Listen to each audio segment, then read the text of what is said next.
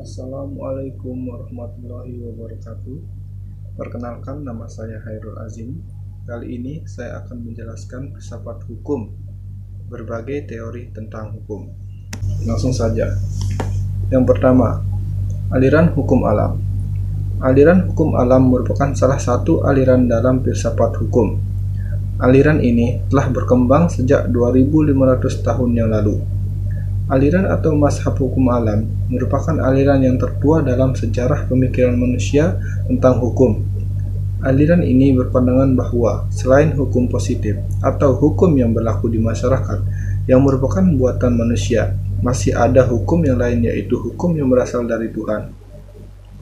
Aliran hukum alam timbul karena kegagalan umat manusia dalam mencari keadilan yang absolut. Menurut para penganut aliran ini, hukum alam bersifat universal dan abadi, berlaku sepanjang masa, dan berlaku bagi semua bangsa. Hukum alam dianggap lebih tinggi dari hukum yang sengaja dibentuk oleh manusia, sehingga hukum alam yang berlaku di masyarakat tidak boleh bertentangan dengan hukum alam. Menurut sumber aliran hukum alam, dibedakan menjadi dua macam, yaitu irasional dan rasional. Aliran hukum alam irasional berpandangan bahwa hukum yang berlaku universal dan abadi itu secara langsung bersumber dari Tuhan.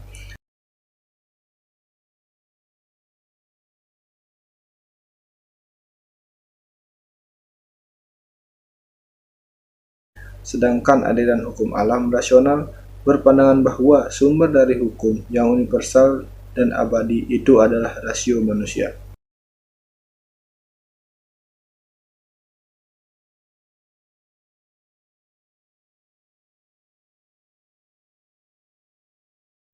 Yang kedua, positivisme hukum. Positivisme hukum adalah ajaran mengenai pemikiran mengenai yuridis analisis, banyak dikembangkan pada abad 18 hingga abad 19 oleh Jeremy Bentham dan John Austin. Sementara mereka merumuskan teori positivisme hukum, empirisme, dan nepotisme, menyusun fondasi teori untuk mengembangkannya.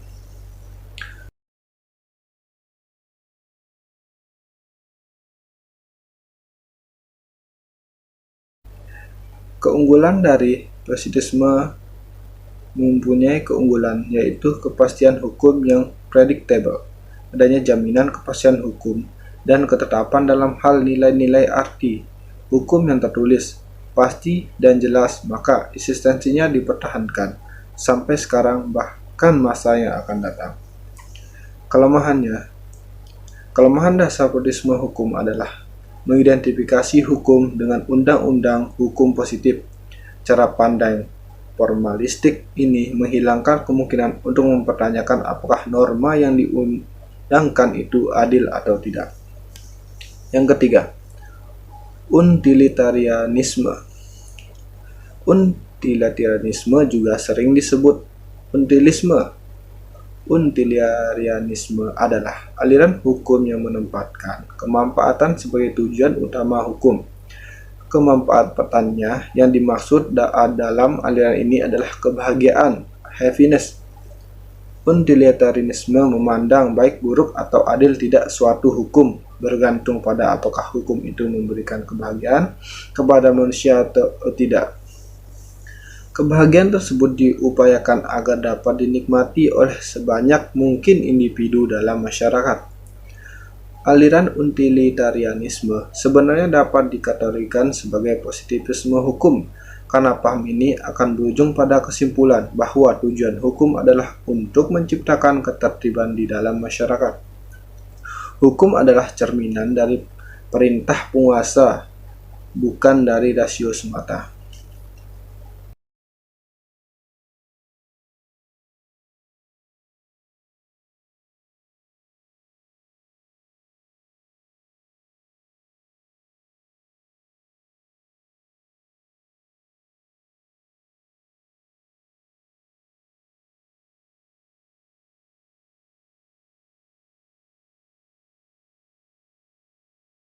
Empat, mazhab sejarah.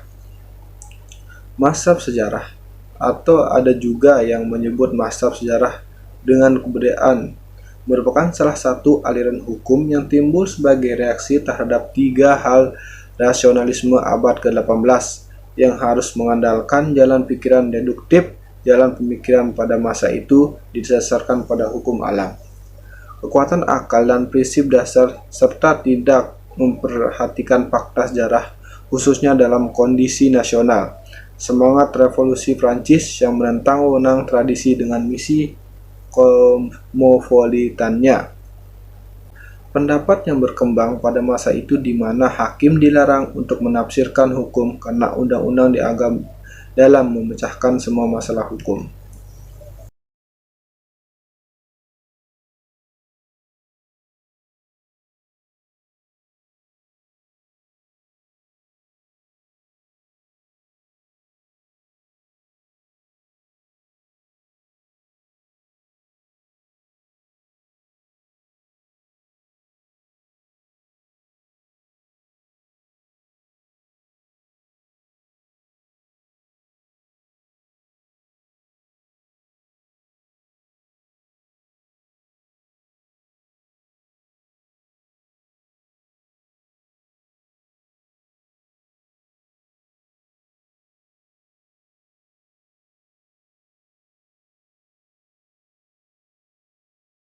Selanjutnya, yang terakhir, realisme hukum. Realisme hukum adalah aliran filsafat hukum yang memberikan kebebasan bagi hakim untuk membuat keputusan yang baik, sehingga paham ini menjadi alat legitimasi hakim untuk menemukan hukum yang menciptakan hukum. Ada tiga tesis, yaitu tesis yang pertama, aturan hukum yang ada tidak cukup tersedia untuk dapat menjangkau setiap putusan hakim, karena masing-masing fakta hukum dalam masing-masing kasus yang bersangkutan bersifat unik. Tesis yang kedua, karena itu dalam memutuskan perkara, hakim membuat hukum yang baru. Dan tesis yang ketiga, putusan hakim dalam kasus-kasus tidak terbatas tersebut sangat dipengaruhi oleh pertimbangan politik dan moral dari hakim itu sendiri, bukan berdasarkan pertimbangan hukum, karena masuknya ilmu-ilmu positif ke dalam bidang hukum menjadikan hukum seperti kerangka-kerangka yang mati dan tidak berjiwa. Maka keadilannya sebenarnya merupakan tujuan utama bagi hukum. Semakin jauh dan kenyataan, unsur antropologis sama sekali diabaikan. Nilai-nilai termasuk nilai keadilan, kebenaran, perlindungan, rasa sayang, empati, dan lain-lainnya tidak pernah lagi dipertimbangkan oleh hukum. Hakim dipaksa menjadi robot-robot.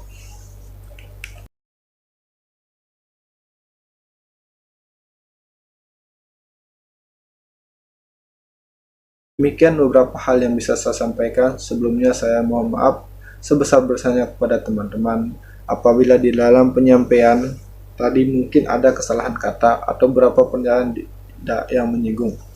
Terakhir, saya akan menyampaikan satu pantun. Beribu laut seperti kolam, ikan paus pandai menyelam. Dari lubuk hati paling dalam, saya tutup dengan salam. Wassalamualaikum warahmatullahi wabarakatuh.